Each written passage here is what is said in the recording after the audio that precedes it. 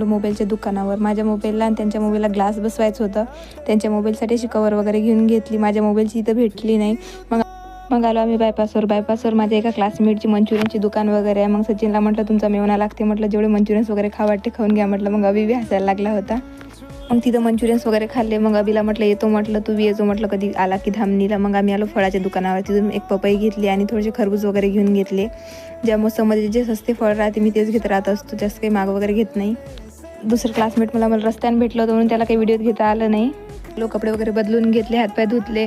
मग असं खरबूजचं स्क्रब वगैरे करून पाहिलं मी. म्हटलं यानं फेशियल बी होऊन जाते, स्क्रब बी होऊन जाते. कोणी असं फळाचं करून पाहिलं असेल तर सांगा मला. मग चेहरा वगैरे धुवून घेतला.